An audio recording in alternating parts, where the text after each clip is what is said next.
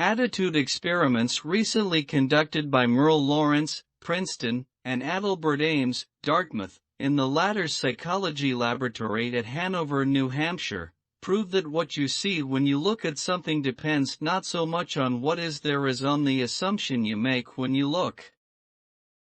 Since what we believe to be the real physical world is actually only an assumptive world, it is not surprising that these experiments prove that what appears to be solid reality is actually the result of expectations or assumptions.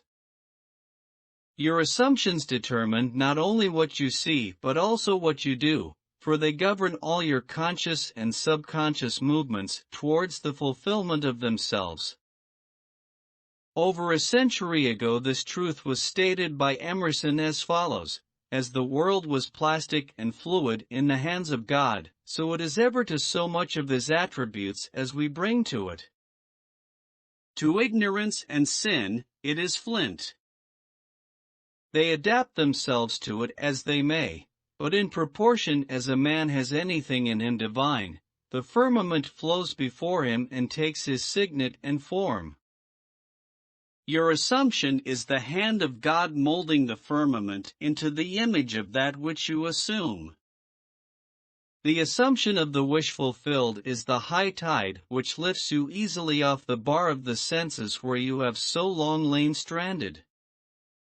It lifts the mind into prophecy in the full right sense of the word, and if you have that controlled imagination and absorbed attention which it is possible to attain, you may be sure that all your assumption implies will come to pass. When William Blake wrote, "What seems to be, is," to those to whom it seems to be he was only repeating the eternal truth, "There is nothing unclean of itself, but to him that esteemeth anything to be unclean, to him it is unclean." Romans 14 verse 14. Because there is nothing unclean of itself, or clean of itself, you should assume the best and think only of that which is lovely and of good report. It is not superior insight but ignorance of this law of assumption if you read into the greatness of men some littleness with which you may be familiar, or into some situation or circumstance an unfavorable conviction. Your particular relationship to another influences your assumption with respect to that other and makes you see in him that which you do see. If you can change your opinion of another, then what you now believe of him cannot be absolutely true, but is only relatively true. The following is an actual case history illustrating how the law of assumption works. One day a costume designer described to me her difficulties in working with a prominent theatrical producer. She was convinced that he unjustly criticized and rejected her best work and that often he was deliberately rude and unfair to her. Upon hearing her story, I explained that if she found the other rude and unfair, it was a sure sign that she, herself, was wanting and that it was not the producer, but herself that was in need of a new attitude.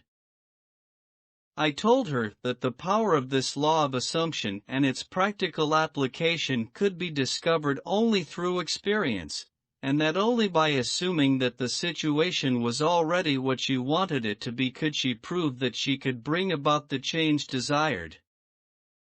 Her employer was merely bearing witness, telling her by his behavior what her concept of him was. I suggested that it was quite probable that she was carrying on conversations with him in her mind which were filled with criticism and recriminations.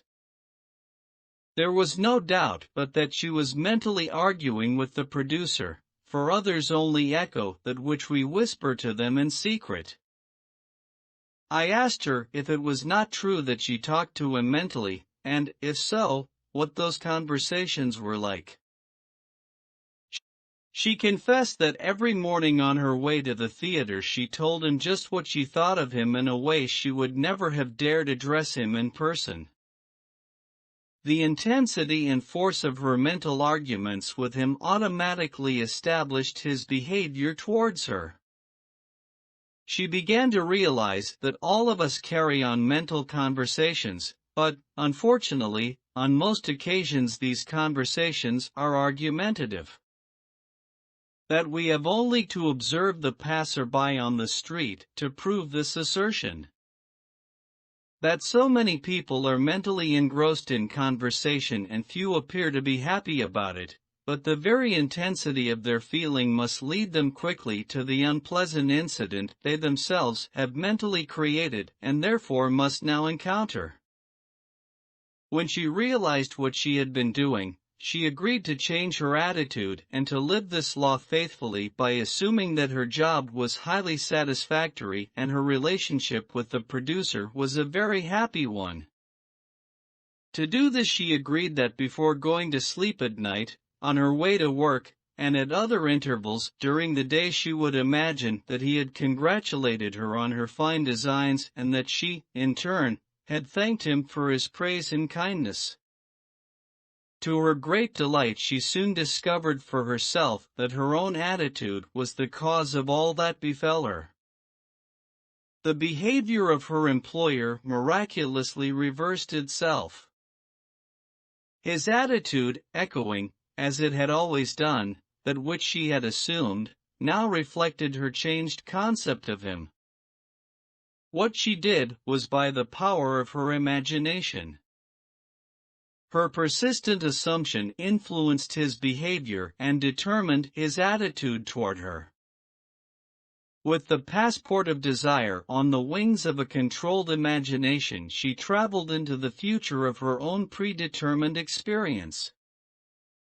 Thus, we see it is not facts, but that which we create in our imagination, which shapes our lives, for most of the conflicts of the day are due to the want of a little imagination to cast the beam out of our own eye. It is the exact and literal-minded who live in a fictitious world.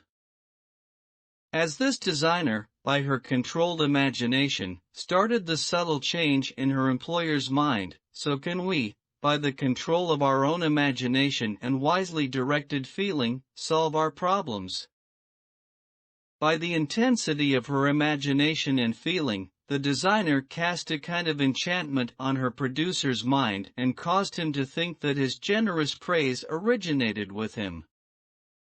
Often our most elaborate and original thoughts are determined by another. We should never be certain that it was not some woman treading in the winepress who began that subtle change in men's mind, or that the passion did not begin in the mind of some shepherd boy, lighting up his eyes for a moment before it ran upon its way. William Butler Yeats.